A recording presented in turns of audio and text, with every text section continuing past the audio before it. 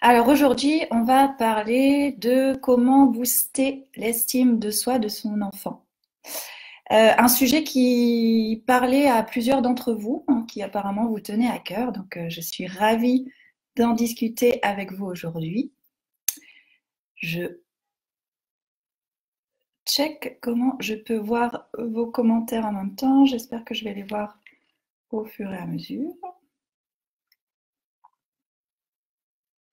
J'ai la chanson de Proud Mary dans la tête là. Running, running. J'ai écouté ça en vous attendant. Ah, ça y est, je pense que je vais pouvoir voir vos commentaires par ici. Super. Donc, on va parler de l'estime de soi de nos enfants. C'était le sujet que vous aviez demandé, voilà, que vous aviez proposé d'aborder ensemble. Je voulais en profiter, cette petite vidéo, ce petit rendez-vous, pour déjà vous remercier pour tous les échanges qu'il y a sur le groupe. Voilà, merci pour votre authenticité, merci de partager des choses qui vous sont intimes, que ce soit des difficultés, des réussites, des questionnements, etc. Et merci pour les échanges, merci pour votre soutien. C'est important de se soutenir les unes les autres. C'est important de s'aider mutuellement à avoir des prises de conscience dans ce rôle de maman chère à notre cœur. Donc, je vais attendre une ou deux minutes pour permettre à celles qui sont disponibles de nous rejoindre. Je vais en profiter pour me présenter pour les nouvelles sur le groupe. Moi, je suis Marine Kervella et j'aide les mamans qui se sentent à fleur de peau avec leur enfant atypique à goûter à plus de joie dans leur vie de maman, dans leur vie de femme au quotidien, dans leur famille, dans le monde, etc. Donc, Salut Gwen, salut, bienvenue. Je les aide à goûter à plus de joie dans leur vie, puis à devenir un modèle inspirant pour leur enfant. Ça, c'est vraiment une valeur chère à mon cœur, un principe cher à mon cœur. Je les aide à incarner toutes ces belles valeurs qu'elles ont envie de transmettre, hein, qui est voilà, la parentalité consciente, créative, qui est parfois difficile, mais qui est tellement beau de transmettre ça dans la joie et la sérénité à ses enfants, sans pression, hein, juste pour le kiff, juste pour le plaisir de vivre ensemble. Donc aujourd'hui, je vais vous partager mon point de vue sur comment favoriser l'estime de soi de son enfant. Déjà, si vous êtes là, en direct ou en replay, hein, pour celles qui voient la vidéo en replay, c'est sûrement que déjà vous vous interrogez sur l'estime de soi et que peut-être vous avez remarqué des choses chez votre enfant qui vous questionnent, qui vous interrogent voilà, sur son niveau d'estime de lui-même. Il y a peut-être des choses qui vous alertent ou qui vous questionnent simplement. Donc, partagez-nous déjà si vous avez remarqué des choses chez votre enfant qui vous questionnent sur son estime de lui, si vous avez repéré des indices plus ou moins flagrants, voilà. Partager, ça peut être intéressant de rassembler nos expériences, c'est toujours très riche.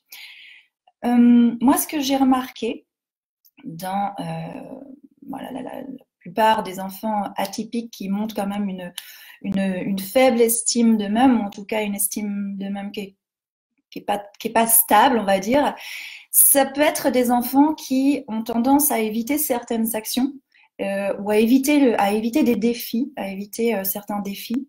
Ça peut être des enfants aussi qui peuvent soit mentir, soit tricher quand il y a un risque de perdre un jeu, quand ils ont peur de perdre, ou quand ils doivent cacher des mauvais résultats, des choses comme ça, ils peuvent avoir tendance à mentir, à biaiser. Ça peut être des enfants qui vivent aussi une période de régression, qui se comportent comme un bébé, qui ont des comportements, on pourrait dire un peu bébêtes. Voilà, ça peut être des phases de régression qui nous donnent, qui nous mettent la puce à l'oreille là par rapport à l'estime d'eux-mêmes, leur confiance en eux. Ça peut être aussi des enfants qui acceptent mal la critique et qui acceptent mal les compliments aussi parfois. Non, ça peut aussi vous donner des indices. Ça peut être un enfant qui a tendance à contrôler, qui a tendance à donner des ordres, à jouer au petit chef, tout ça. c'est fait pour cacher en fait des émotions pas agréables, hein, c'est fait pour cacher de la frustration, de l'impuissance, tout ça, mais ils peuvent avoir tendance à voilà, jouer au petit chef et à avoir envie de contrôler. Ça peut être un enfant qui donne des excuses aussi, du style non mais c'est pas de ma faute, là c'est la maîtresse, elle a rien compris, ou, qu'est-ce qu'il peut y avoir d'autre oui, s'il est en train de perdre un jeu, il pourra vous sortir des choses du style non, mais en fait, je l'aime pas ce jeu, hein. Voilà. Ça, c'est des petites phrases, des petites remarques qui peuvent aussi voilà, vous pouvez aussi vous questionner. Alors, estime de soi, voilà, c'est pas parce que un enfant a un comportement comme ça ou des petites phrases comme ça que son estime est complètement abîmée, hein. C'est normal d'avoir une estime qui, euh, qui vacille, qui oscille en fonction des épreuves de la vie, en fonction de notre croissance, de ce qu'on rencontre dans la vie, de notre maturité, etc. Mais voilà, si vous êtes là aujourd'hui, c'est peut-être que déjà vous vous interrogez là-dessus. Donc ça peut être des pistes. Partagez-nous hein, si vous avez observé d'autres choses chez vos enfants euh, qui vous mettent, voilà, qui vous mettent la puce à l'oreille. Qu'est-ce que j'avais pu remarquer encore ça peut être un enfant qui a des sautes d'humeur, voilà, qui peut être particulièrement triste, avoir des grosses colères, être parfois anxieux. Euh, ça peut être ça aussi, qui peut se réfugier dans des périodes de silence aussi, par exemple. C'est aussi plein de petites phrases qu'il peut dire régulièrement, du style ce que je fais c'est nul, j'y arriverai jamais, qu'est-ce qu'on peut entendre d'autre, c'est ma faute, je suis moche, hein, ça, surtout des filles à certains âges qui peuvent sortir ce genre de choses. Tout le monde est plus intelligent que moi, j'ai pas d'amis, j'y arriverai jamais. Enfin voilà, personne ne m'aime, ça aussi c'est quelque chose que ouais, où tu m'aimes pas, personne ne m'aime, c'est toujours de ma faute. Voilà, donc qu'est-ce que vous avez remarqué hein, chez votre loulou qui vous alerte, qui vous questionne? Partagez-nous. Tout ça pour, euh, tout ça pour nous alerter, enfin, pour titiller vraiment notre envie de développer chez eux une belle estime d'eux-mêmes, qu'ils aient vraiment confiance en eux, qu'ils s'épanouissent. Ça, c'est super important pour nous, toutes les mamans. Voilà, donc c'est pour ça qu'on y fait attention. C'est pour ça qu'on se retrouve aujourd'hui. Moi, je parlerai de tout confondu, que ce soit l'estime de soi, la confiance en soi, l'épanouissement. Pardon. Pour moi, aujourd'hui en tout cas, on va voir les fondations et les astuces qui vont permettre de favoriser tout ça. Hein. Même s'il y a quelques différences que voilà, je peux vous expliquer rapidement. L'estime de soi, par exemple, c'est c'est combien je me considère aimable, valable. C'est ça, l'estime de soi, ça touche à ça. Combien je me considère aimable, valable. La confiance en soi, c'est plutôt combien je me considère capable.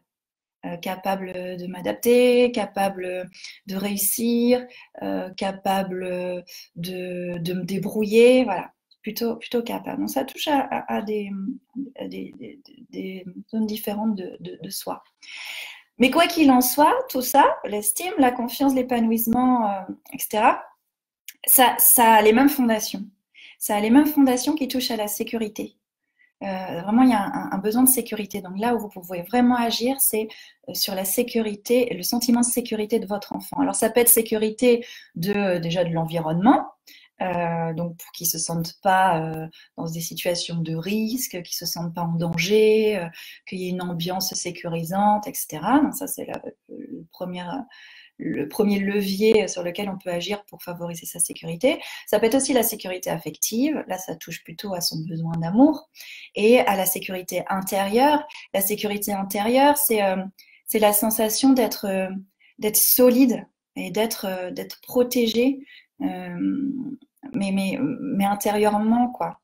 Quand on se sent vraiment, quand on a une belle sécurité intérieure, c'est quand on se sent voilà, ancré, il y a une vraie colonne vertébrale solide, et quand on se centre sur soi, on se sent solide et protégé. C'est ça la sécurité intérieure. Donc, Tout ça, tous ces portes d'entrée de la sécurité, c'est les fondations pour qu'une personne se sente bien, ait confiance en elle, ait une belle estime. Voilà.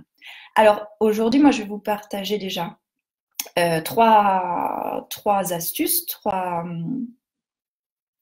astuces pour favoriser cette sécurité et booster l'estime de soi de votre enfant. La première astuce, c'est déjà de le permettre de développer son autonomie, de l'aider à être autonome. Et pour ça, c'est l'aider à faire seul, le laisser faire seul. C'est lui permettre de faire seul en le valorisant de quelques phrases positives du style tu vois, tu y es arrivé, tu peux être fier de toi, voilà, des choses comme ça, s'il lui doute de lui-même, de ses capacités à faire seul. C'est aussi le rendre autonome, c'est aussi le laisser prendre des décisions, lui laisser faire des choix, quel que soit son âge, même les tout petits. Et c'est tout petit que ça commence, de ces fondations-là, d'installer ces fondations-là, c'est tout petit. Donc laissez-le le plus possible prendre des décisions qui concernent la famille, qui le concernent lui-même. Alors évidemment, il va pas pouvoir mettre son grain de sel dans toutes les décisions de votre vie de famille, ça c'est sûr, mais finalement, dans bien plus de choses que ce que vous croyez. Donc laissez-les faire des choix, permettez-lui le droit à l'erreur. Ça, c'est super important.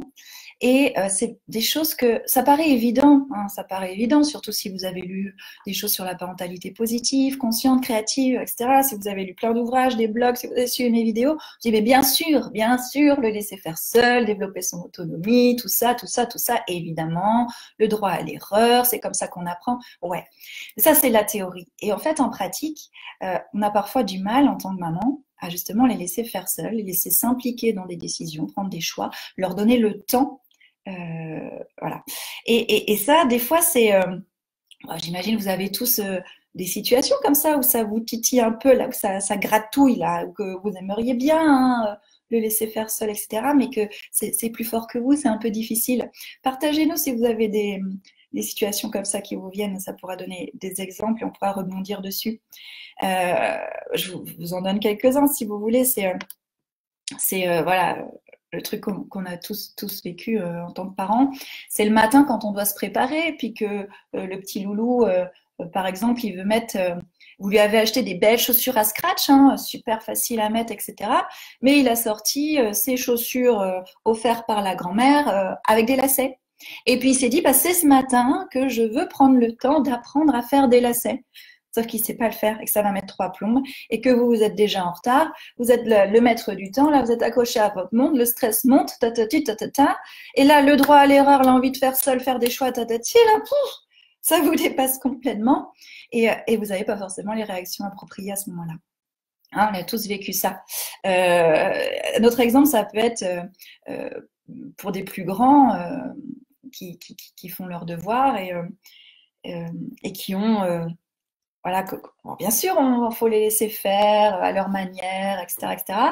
Mais des fois, c'est hyper agaçant du style l'enfant qui a besoin de mettre de la musique pour faire ses devoirs, qui passe de son lit à travailler sur le sol, puis à son bureau, alors que vous êtes persuadé qu'il faut travailler sur un bureau dans le silence, qu'il passe son temps à gigoter, à se balancer sur sa chaise, à regarder en l'air, à s'interrompre pour chatter avec le copain, la copine, machin, et que vous avez juste envie de lui dire mais non, c'est pas comme ça, concentre-toi, etc.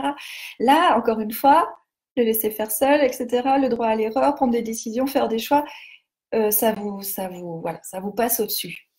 Et pourtant, pour favoriser l'estime de soi, de votre enfant, c'est dans ces moments clés-là qu'il peut être bien de travailler, de transformer vos réactions pour lui faire confiance, pour accepter que faire à sa manière, même si ça vous paraît complètement rêveur, illusoire, dispersé, etc., ça fait partie de l'apprentissage, ça fait partie de la construction de sa personnalité, de sa confiance, de tout ça, qu'il faudrait peut-être lâcher un peu le perfectionnisme autant que possible. Hein, je sais que c'est dur. Et puis apprendre à prendre le temps, quoi. Apprendre à prendre le temps pour vraiment, dans la pratique, lui permettre d'être autonome. La deuxième astuce, c'est... alors si vous avez des questions, allez-y, hein, on est là pour une conversation, c'est conversationnel. Hein. Deuxième astuce, donc il y avait donc l'autonomie. Je voulais vous parler aussi de vous exprimer de manière positive à votre enfant et de le valoriser autant que possible. Du coup, pour ça, le premier truc, c'est de faire attention aux étiquettes qu'on a tendance à leur mettre. T'es timide, t'es peureux, même des étiquettes positives, éviter. Des étiquettes positives, pour vous donner un ou deux exemples, ça pourrait être ah bah c'est le clown de la maison, on rigole beaucoup avec lui. Ou ah, c'est le rayon de soleil de la famille. Ça paraît super positif et pourtant c'est des étiquettes qui risquent de l'enfermer dans quelque chose qu'il n'est pas, ou en tout cas qui ne décrit qu'une partie de lui. Donc ça enferme, ça l'enferme, ça impose, voilà, en faisant ce genre d'étiquette-là, on impose une vision restreinte de qui il est, et du coup ça l'aide pas à développer sa personnalité, son estime de lui, sa confiance en lui. Donc on essaye de mettre une croix sur les étiquettes. Hein. On en a eu plein, nous aussi. Donc, ce qui est chouette, c'est d'essayer de décoller nos propres étiquettes et d'éviter d'en coller à nos enfants. Ça fera du temps gagné pour eux sur l'avenir. Ils prendront moins de temps à les décoller après. Donc attention aux étiquettes, attention aux phrases qui tuent aussi, alors qui nous viennent de notre enfance, hein, de nos profs, de nos parents, de notre entourage. Des petites phrases assassines là, toutes faites, du style ah mais t'es vraiment bête, tu le fais exprès. Qu'est-ce qu'on a entendu d'autre? Vous en avez entendu certainement. Aidez-moi là, aidez-moi à les retrouver, ces petites phrases assassines qu'on peut dire comme ça, qui blessent l'estime de soi. T'as vraiment un petit poids dans le cerveau, tu fais quoi là? Ou alors des trucs du style, ta sœur, elle au moins, ton frère, lui, voilà. Ça, c'est des choses qui blessent, qui abîment l'estime de votre enfant. Ou laisse-moi faire, ça ira plus vite, hein, le coup des lacets là. Non mais c'est bon, là, c'est pas comme ça qu'il faut faire, laisse-moi faire, ça ira plus vite. Oh oui, il y avait celle-ci aussi que j'ai entendue il y a pas longtemps. T'as un cerveau, utilise-le alors. Voilà, ça c'est des trucs qu'on a entendus. Oui, Gwen, que tu es maladroite. Ouais, une belle étiquette, c'est une petite phrase assassine en même temps, ça c'est ouais, que tu es maladroite. Donc, ouais, attention à ces petites phrases qui tuent, qui viennent, voilà, qui sortent comme ça, comme des flèches là. Et c'est là où faudrait réussir, ne serait-ce qu'une fois sur 5. Hein, essayez déjà, et ne serait-ce qu'une fois sur 5, ça évitera de balancer une flèche sur 5. C'est de tourner cette fois notre langue dans notre bouche. Hein, là, cette expression, elle a tout son sens. C'est voilà, une petite phrase comme ça là, qui vient, hop, pouf, vous la ravalez, ça sert à rien, ça fait juste qu'abîmer l'estime de soi. C'est pas bon. Hein, ok.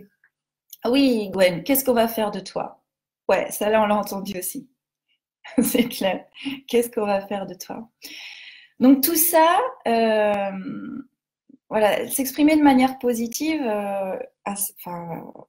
s'exprimer de manière positive avec son enfant, ça se fait quand on arrive à prendre un peu de recul et puis à avoir un regard sur sa singularité, avoir un regard sur qui il est, sur son rythme d'apprentissage aussi. De le laisser, voilà, de laisser évoluer à son rythme, encore une fois. De ne pas se focaliser aussi sur le résultat et de ne pas attendre des résultats. Même un résultat qui n'est pas parfait mérite d'être valorisé. Hein, ça c'est une base. Même un résultat pas parfait, il mérite d'être valorisé. Et des fois, c'est pas facile. Par exemple, ouais, il n'y a pas longtemps, quand la semaine dernière. Ouais, la semaine dernière, il y avait ma fille qui fêtait ses 8 ans. On faisait une fête d'anniversaire. Donc, il dit fête d'anniversaire, dit gâteau d'anniversaire. Donc, on faisait un gâteau d'anniversaire. Et c'est quelque chose qui, la plupart du temps, j'apprécie faire un gâteau avec mes filles. C'est a priori un moment très agréable de partage, de joie, de gourmandise. Voilà, c'est propice à la discussion, au plaisir d'être ensemble et tout ça. Je dis la plupart du temps, parce que parfois, j'ai mes petits travers qui reviennent, hein, comme nous toutes. Hein, je suis loin d'être parfaite encore, j'ai encore des choses à, à guérir, à prendre soin, puis des fois ça revient. Ben, des fois, quand on fait des gâteaux, moi, je suis tendue. Je suis tendue, voilà, parce qu'il va y avoir de la farine à côté, parce qu'il va y avoir du beurre qui va couler, parce que la moitié du sucre, voilà, parce qu'elles vont manger plein de sucre, donc ça ne sera pas le bon dosage dans le gâteau, on ne va pas suivre la recette, tata. Et puis, voilà, ce côté perfectionnisme de moi là qui revient, qui me tend. Et finalement, franchement, elles doivent des fois passer de mauvais moments quand on fait des gâteaux ensemble.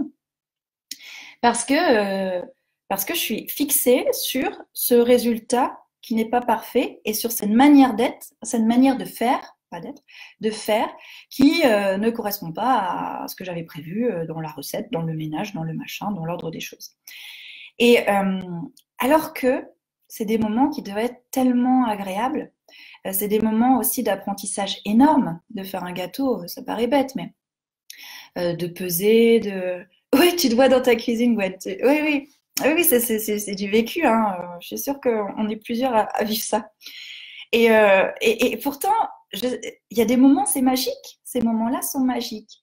Ils sont magiques quand j'arrive à déjà prendre soin de moi, ce qui se joue en moi, hein, et à ne plus focaliser sur le résultat, sur le contrôle de la situation, et puis sur les résultats pas parfaits. Et du coup, à valoriser toutes les petites actions, tout ce qui est fait, tout le plaisir d'être ensemble, etc. Et de le dire et de l'exprimer. C'est chouette le moment qu'on passe ensemble. Merci de me donner un coup de main. Et même si c'est pas parfait, hein, merci d'avoir débarrassé aussi. Vous pouvez leur dire, même si vous estimez que c'est normal de participer et de débarrasser, dites-le quand même, valorisez quand même cette action, même si vous estimez que c'est normal et que c'est coopérer aux règles de famille. Pour ça, rappelez-vous, je suis sûre que... Enfin, je suis sûre, dites-moi si je me trompe, hein, mais je pense qu'on est nombreuses à avoir ce sentiment d'ingratitude. Hein. Parfois, c'est assez ingrat d'être maman parfois. Et notamment quand on n'a pas les merci qui nous font plaisir, les petits câlins, les je t'aime, les s'il te plaît, les s'il te plaît ma maman chérie que j'aime et que je respecte de tout mon cœur, que j'adore. J'exagère un peu, mais vous voyez, et des fois, quand on n'a pas ça, c'est ingrat, quoi. On a de la rancœur, on n'a plus joie, on voit plus trop le sens de ce qu'on fait, alors qu'on est censé mériter un petit merci, un petit voilà. Donc, vous avez peut-être vécu ce sentiment-là, et ben vous savez à quel point c'est important d'être valorisé et d'être remercié pour des petites choses, des petits actes, des petites aides, des petits comportements, des petites actions pas parfaites. Hein. Donc, voilà, des merci d'avoir débarrassé, des bravo, t'as essayé, bravo, t'es allé jusqu'au bout, peu importe le résultat. Entre parenthèses, mais bravo d'être allé jusqu'au bout, et valoriser plutôt l'effort que le résultat.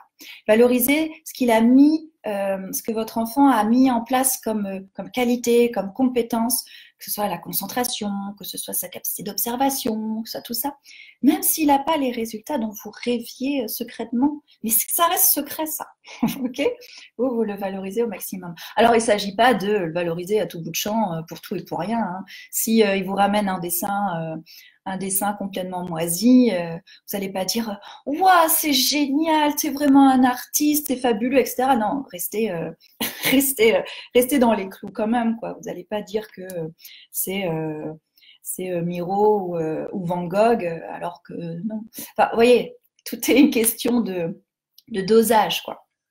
Alors tout ça, encore une fois, c'est de la théorie. En pratique, ce qu'il faut réussir à atteindre pour réussir à s'exprimer positivement et à valoriser son enfant davantage, c'est à lâcher prise, évidemment, à lâcher la pression aussi, à essayer de sortir, de s'extraire de ce système du faut que ce soit vite fait, faut que ce soit parfait, faut que le temps il soit rentabilisé, faut que, vous savez, on parlait tout à l'heure du maître du temps, là, accroché à sa montre, toute cette pression. Alors, ok, on est dans une société où il y a de la pression, on a des contraintes, on a ceci, on a cela. On a toutes les excuses du monde pour dire ne pas y arriver, ne pas, voilà. Mais en fait, on peut y arriver. On peut arriver à s'extraire de cette pression, de ce rythme effréné, en changeant ses habitudes, en regardant ce qui ne fonctionne pas, en transformant des croyances, des habitudes, des comportements, des choses comme ça. C'est possible. Okay, bon, mettez-moi un petit message si ça vous parle ou pas, là, ce que je vous partage. Stéphanie, je suis heureuse de ne pas savoir cuisiner. C'est mon mari qui cuisine avec eux et qui est adorablement pédagogue et qui oublie la propreté. Ouais, il faut déléguer. Déléguer, c'est bien aussi. Ouais, faut être complémentaire. Hmm. Oui, encore une fois, ces astuces-là, merci Stéphanie justement de relever ça. C'est que ces astuces-là que je vous donne, c'est pas encore des injonctions supplémentaires à vous mettre. Ah, je fais pas ci, je fais pas ça, je le fais pas bien. Voilà, tous ces outils, il y a des choses à mettre en place qui ne sont pas évidentes à mettre en place. Et ce n'est pas forcément à vous, toute seule, de les mettre en place parfaitement.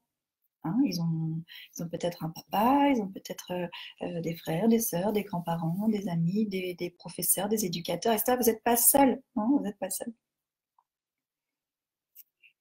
Tout se passe, Stéphanie. Oui, oui, oui, oui, bienvenue au club. Hein.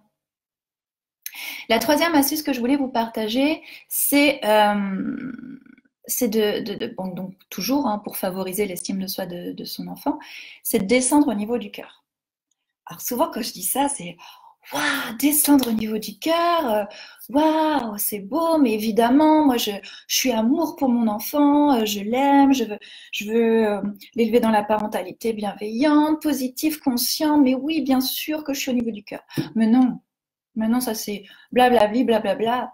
C'est pas si facile que ça de descendre au niveau du cœur. C'est vraiment pas si facile que ça. Hein. Déjà parce qu'on n'a pas eu notre dose d'amour, forcément, nous, dans notre vie, enfant. Peut-être aujourd'hui, dans notre quotidien, on n'a pas notre dose non plus, tous nos besoins ne sont pas remplis. Donc descendre au niveau du cœur, c'est chaud, parce que nos enfants, ils nous challengent sur plein de trucs, et que y a des fois, on n'a pas d'affinité avec eux, on a des émotions très fortes. Enfin voilà, donc c'est pas si évident que ça, c'est pas donné à tout le monde, tout le temps, de descendre au niveau du cœur. Mais en tout cas, c'est un chemin pour y aller, pour favoriser l'estime de soi de son enfant. Et comment ça se traduit concrètement, descendre au niveau du cœur? Ça peut être déjà d'être dans l'écoute, hein, quand c'est possible, d'être dans l'écoute et de parler avec votre enfant de ses peurs, de ses inquiétudes. Parce qu'un enfant qui a une faible estime de lui, il a beaucoup de peurs, il a beaucoup d'inquiétudes et il a besoin d'en parler. Donc aidez-le à les accueillir, enfin, accueillez-les, ces peurs et ces inquiétudes. Essayez pas de les balayer d'un revers de la main, hein, comme ça. Des fois, on a tendance à faire ça, notamment parce que c'est difficile à accueillir, en disant voilà, c'est rien, ou voilà, pense plutôt à autre chose de positif, des choses comme ça. Voilà, là, on essaye de les balayer d'un revers de la main. Voilà, écouter, descendre au niveau du cœur, c'est davantage les accueillir. Parce qu'un enfant, quand il se sent compris, il a ça joue sur sa sécurité affective et il se sent rassuré.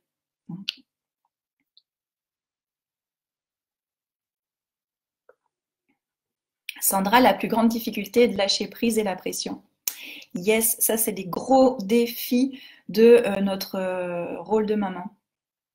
Lâcher prise et lâcher la pression. Yes. Et profiter du moment présent aussi. Tout ça c'est très, très difficile. Et voilà, et encore une fois, cette difficulté-là, elle est aussi quand on essaye de descendre au niveau du cœur. Descendre au niveau du cœur, c'est d'arrêter d'être dans le mental. C'est d'arrêter de courir partout. Et oui, c'est difficile ça aussi. Hein. Mais ce qu'il faut savoir, c'est que les enfants, ils fonctionnent dans l'émotionnel. Hein, leur langage, c'est les émotions, c'est l'émotif, c'est l'émotionnel. Et ils ont besoin de se connecter de cœur à cœur. Et si vous n'êtes pas vous dans l'émotion, vous êtes que dans le mental en train de courir partout, dans la pression, là, dans cette cette tension intellectuelle et mentale, ils vont venir vous chercher. Ils vont venir vous chercher pour aller toucher l'émotion, pour parler le même langage. Même si c'est aller vous chercher jusqu'à ce que vous soyez en colère. Donc, ouais, c'est difficile, mais ça vaut le coup de faire le chemin pour descendre au niveau du cœur et d'être dans l'émotion et de lâcher tout ça. Donc, éteignez vos téléphones, éteignez vos écrans, passez des moments avec eux, ne serait-ce que quelques minutes chaque jour. Demandez-lui comment il s'est passé sa journée. Montrez-lui qu'il est important à vos yeux. Hein, sans en faire des caisses. Montrez-lui qu'il est important. Et montrer qu'il est important, c'est en jouant. C'est ouais, le reste peut attendre en fait. La vie, la relation, votre enfant, son estime de lui, c'est ça la priorité. C'est ça la vie en fait. Voilà, quand on prend le temps d'analyser ça et qu'on arrête de se trouver des excuses, c'est ça l'essentiel. Donc le reste peut attendre. Jouez, soyez en relation, partagez-lui vos objectifs, partagez-lui vos rêves, partagez-lui vos journées. Créez l'échange. Créer l'échange, ça c'est des choses qui, qui vont vraiment lui permettre de se sentir important et du coup de développer son estime de lui. Gwen, 33 ans que je suis dans ma tête. Pas simple de descendre dans son cœur et dans son corps et dans son cœur. Ouais, c'est pas simple du tout. C'est pas simple du tout, mais je te décrire les étapes qui pourraient te permettre d'y arriver. Hein, je vais te présenter ça. Parce que, en fait, l'idée de descendre dans son cœur, c'est de donner un amour sans condition pour ce qu'il est, pas pour ce qu'il fait. Et ça encore, c'est difficile, surtout si on ne l'a pas reçu, quoi. Et on est nombreux à avoir eu peu ou pas d'amour inconditionnel. Donc si on l'a pas, si on ne sait pas ce que c'est très difficile de le donner. Et pourtant, c'est ça qui va vous permettre d'aider votre enfant à développer son estime de lui. C'est cet amour sans condition. Et du coup, j'arrive à une question croustillante. C'est que vous, Sandra, Gwen, tout le monde, vous situez où? Votre niveau d'estime de vous, il est où? Il est plutôt là, il est c'est changeant. Ça, c'est important de vous interroger aussi. Parce qu'en fait, vous êtes le meilleur exemple de votre enfant. Si vous voulez, voilà, si vous avez remarqué que votre enfant il a une estime de lui basse et que vous voulez absolument l'aider, mettre en place des outils, l'aider à avoir des changements, des transformations qui s'épanouissent davantage, etc. Oui, il y a plein d'outils. Il y a plein d'outils. D'ailleurs, je vous ai donné trois astuces sur lesquelles vous pouvez jouer. Il y a plein d'outils. Mais en fait, si vous incarnez pas ce que vous dites, vous incarnez pas ce que vous essayez de lui transmettre, il n'est pas dupe, hein. Il va prendre exemple sur vous. Alors, ça va l'aider, bien sûr. Mais au fond, le meilleur apprentissage, la meilleure façon de convaincre, d'influencer et de transmettre, c'est en servant d'exemple. Donc c'est ça, ma question croustillante, c'est où vous situez-vous, votre estime de vous? Est-ce que vous avez plutôt tendance à vous juger négativement, à vous critiquer, à vous dévaloriser? Au contraire, vous avez confiance en vous? Est-ce que vous avez cette petite voix là qui a tendance à vous faire des remarques, à vous culpabiliser, à vous faire sortir le bâton là, pour vous frapper encore un petit coup? Vous en êtes où, vous? Gwen, tout en bas. Ouais. Et du coup, les outils, tous ces outils d'éducation positive, Gwen, c'est super, hein, tout ce qu'on lit dans les livres, tout ce que je peux vous transmettre, que vous piochez à droite et à gauche. C'est super, c'est une aide précieuse hein, ponctuellement. Ça peut permettre d'avoir des déclics, c'est très utile, ça peut changer l'ambiance dans la famille, etc. Hein, tous ces outils d'éducation positive, du style renforcement positif, laisser des choix, le laisser autonome, etc., etc. Oui, ça peut être des aides. Maintenant, il n'y a pas d'outils, d'astuces magiques qui fonctionnent toute la vie. Pour tous les enfants, il n'y a pas d'outils universels. Et encore une fois, les outils, même si ce sont quand même des aides précieuses ponctuellement, s'ils ne sont pas incarnés, si vous ne les utilisez pas pour vous, ça passera moins bien, beaucoup moins bien. Hein. Stéphanie, tu as tellement raison, mon estime de moi évolue suite à une réflexion de ma fille de 6 ans qui me dit « je suis grosse ». Et oui, et du coup, quand elle te dit ça et ça la touche, bah elle voit ce que ça joue chez toi. Hein, et elle voit, bien sûr, ils apprennent de nous, nos enfants. Hein. Donc, alors encore, il ne s'agit pas de nous culpabiliser, ils apprennent aussi d'énormément de choses. Ils apprennent aussi à ce qu'on soit authentique, à ce qu'on soit humaine. Donc, c'est normal qu'il y ait des choses qui nous touchent, c'est normal d'avoir des difficultés, c'est normal de ne pas être superwoman, qui ait toujours confiance, etc. Donc, nos enfants apprennent aussi de belles choses dans nos faiblesses. Hein. N'oubliez pas ça, vous êtes humaine, donc ils sont là pour apprendre ça aussi. Maintenant, ça peut être intéressant quand même cet effet miroir. Voilà, si vous observez que votre enfant il a une estime de lui vacillante ou qui évolue comme ça ou qui est assez faible, ben, interrogez-vous, vous en êtes où hein. Donc voilà, et moi les outils éducatifs que vous pouvez piocher, essayer, etc., c'est très bien. Mais pour moi, c'est avant tout une porte d'entrée pour accéder à soi, en fait. C'est souvent, en fait, on a besoin de ces outils-là pour venir à soi, voilà. Mais quand on revient à soi, en tant que maman, en tant que femme, et que on travaille là-dessus, bah, finalement, on n'a pas besoin de beaucoup d'outils. Très peu d'outils sont nécessaires puisqu'on incarne. On incarne alors. Il ne s'agit pas d'incarner la perfection, loin de là, mais en tout cas, on sait où on se situe, on a accès à soi, on se connaît bien, on améliore notre estime de nous en même temps qu'on aide notre enfant à avoir une plus belle estime de soi. C'est un chemin à faire ensemble. Okay. Partagez-moi votre point de vue. Hein. Votre point de vue peut être complètement différent du mien, hein, mais ce serait riche de débattre là-dessus. Je regarde vos commentaires. Mon mari me dit que bien sûr, je n'en parle pas devant elle, mais qu'elle sent le manque d'estime que je me porte. Oui, oui, c'est sûr. Alors j'espère que ton mari le dit avec toute bienveillance, hein, parce qu'il ne s'agit pas de... Voilà. Mais oui, c'est juste. C'est juste. Et le sentent. Surtout, c'est une fille. Hein, mère-fille. Il y a des choses qui se jouent là-dessus. Gwen, ton mari a sûrement raison. Ils sentent même souvent chez nous ce dont on n'a pas pris connaissance. Oui, je suis convaincue qu'ils nous connaissent mieux que nous-mêmes. Mais oui, bien sûr, sans mettre des mots. Ouais, il y a des choses qui sentent. Mais ils sont là pour ça, nos enfants. Hein. Ils sont là pour qu'on se révèle. Ils sont là pour qu'on évolue. Ils sont là pour nous rappeler l'essentiel. Ils sont là. Voilà, hein. Oui, avec bienveillance, dit Stéphanie. Bon, c'est bien. Tu peux remercier ton mari.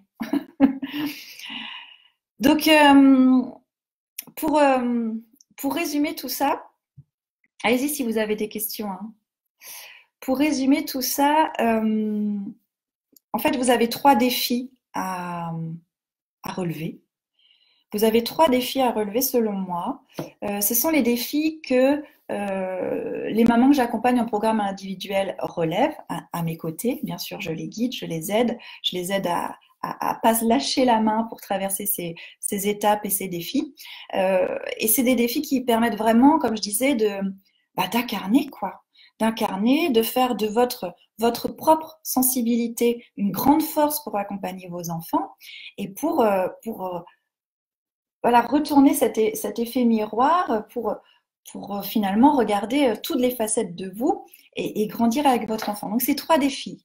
C'est 1, comprendre ce qui se joue chez votre enfant. Hein. Comprendre ce qui joue chez votre enfant atypique, c'est super important parce que votre enfant atypique, il a, euh, il a une manière particulière d'être au monde. Il a une manière particulière de ressentir le monde, d'être en interaction avec le monde, d'exprimer ce qu'il vit, etc. Il a vraiment une manière particulière d'être au monde. Et du coup, euh, pour l'aider dans son cheminement, pour l'aider à développer son estime de soi si vous la sentez un peu faible, vous avez besoin de comprendre ce qui se joue en lui. Et peut-être que c'est difficile de comprendre parce que vous n'avez pas la même sensibilité, parce que vous n'avez pas la même façon de penser, parce que, voilà, peu importe, voilà, qu'il soit hypersensible au potentiel ou peu importe, peut-être que c'est difficile pour vous de comprendre. La première chose, c'est de comprendre. Et ça se fait en l'observant, ça se fait en discutant, ça se fait, voilà. Et moi, je vous aide déjà à comprendre ce qui se joue chez lui. Parce que c'est complexe, mais c'est tellement merveilleux de réussir à rentrer dans son monde et à comprendre ce qui se joue que voilà, c'est un beau défi à relever. Donc peut-être que vous ne comprenez pas parce que vous êtes différent, mais peut-être que vous aussi vous avez une hypersensibilité, mais pas la même, et que des fois c'est voilà, vous avez du mal à comprendre, ou alors il y a des choses qui résonnent trop fort chez vous. Et voilà. Donc la première étape, c'est de comprendre ce qui se joue chez votre enfant. La deuxième étape, c'est de comprendre ce qui se joue chez vous. Et du coup, c'est tout ce chemin-là d'apprendre à vous connaître, de quelles sont vos valeurs, quelles sont vos limites, comment vous voulez vraiment incarner cette maman que vous rêvez d'être, hein, parce que voilà, vous avez vraiment envie de l'accompagner au mieux si vous êtes là, c'est pour ça. Donc, allez voir qu'est-ce qui est vraiment en vous, comment ça se joue en vous, comment ça se joue aussi au niveau de vos émotions, de vos réactions.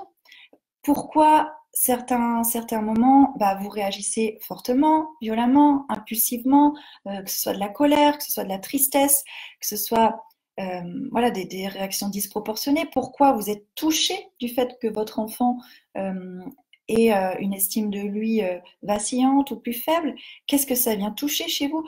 Tout ça, c'est super important parce que, comme on l'a dit, voilà, ça fait l'effet miroir et que voilà, c'est en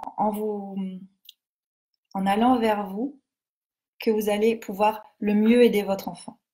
Parce que la façon vraiment concrète et forte de l'accompagner, de l'aider, c'est en trouvant cette posture solide et rassurante. C'est en étant voilà, cette maman solide et rassurante que vous allez pouvoir booster sa sécurité. Que vous allez pouvoir booster sa sécurité et son estime et sa confiance en lui. Et donc, c'est en devenant un modèle inspirant. C'est en devenant un modèle inspirant d'une personne aussi épanouie, qui prend soin d'elle, qui fait en sorte d'avoir une belle estime d'elle-même, qui fait en sorte de se valoriser, d'avoir de l'auto-empathie. Tout ça, c'est comme ça que vous allez vraiment avoir de l'impact pour aider votre enfant.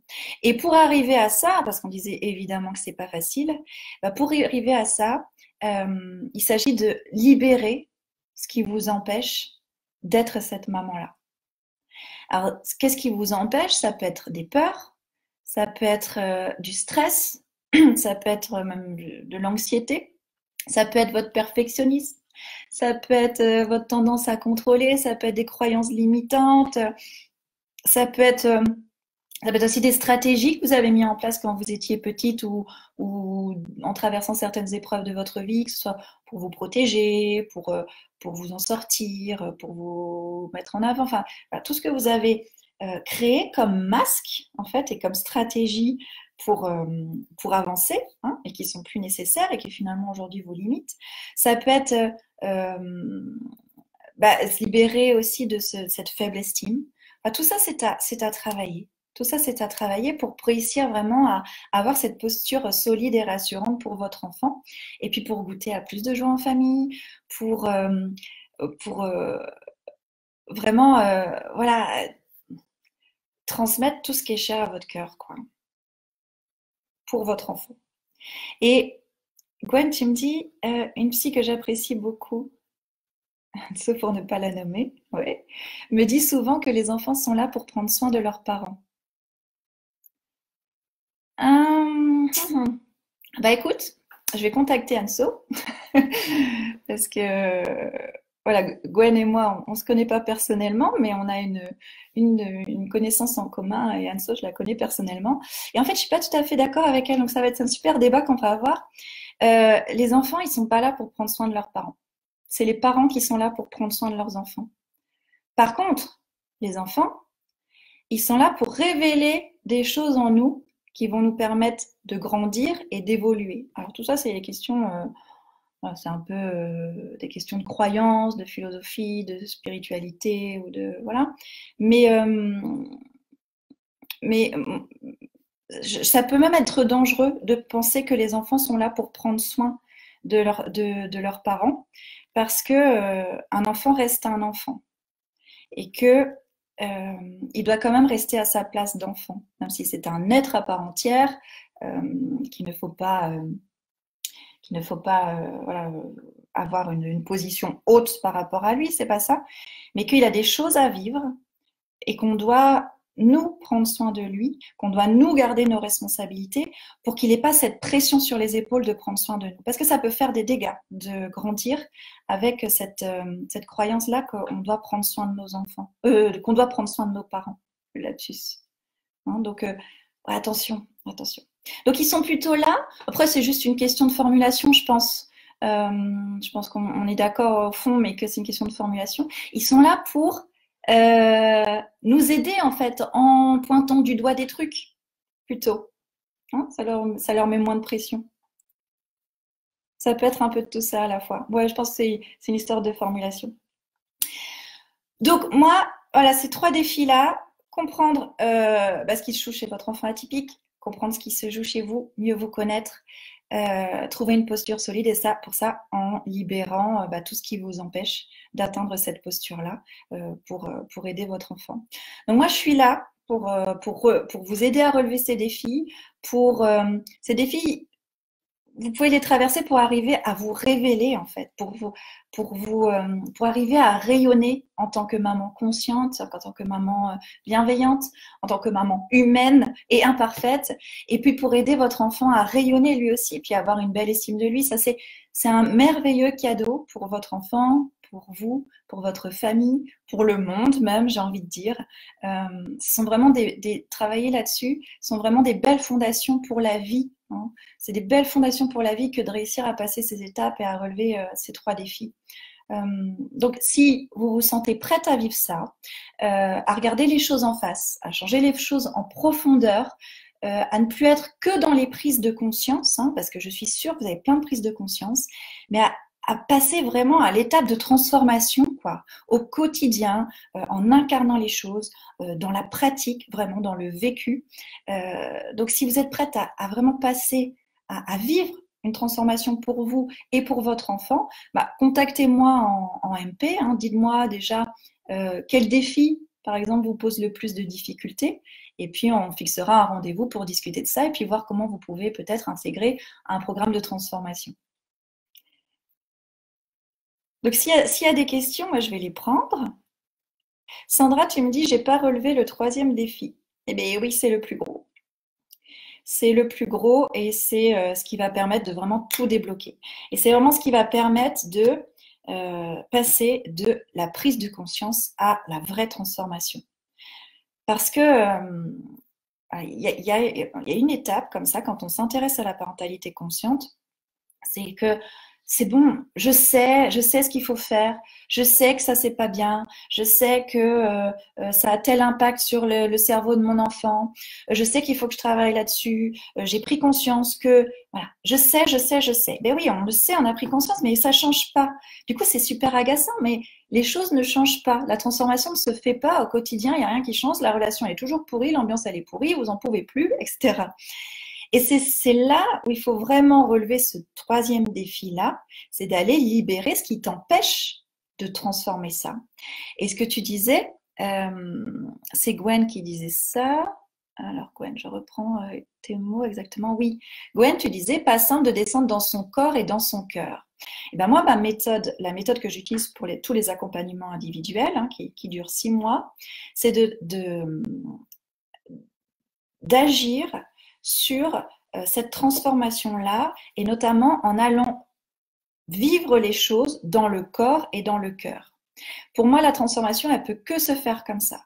C'est de lâcher la tête, lâcher le mental, lâcher tout ce qu'on sait pour aller ressentir les choses partout, dans ses émotions, dans chacune de ses cellules. Et là, ça va vraiment s'installer dans la pratique, dans le quotidien, dans tout ce qu'on va incarner pour notre enfant. Hein? Donc c'est ça, le troisième défi. Ok, bah, je vais vous laisser.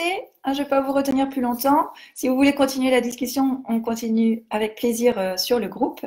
Et bah, merci de votre présence et je vous souhaite une bonne journée, une bonne fin de semaine aussi. À bientôt.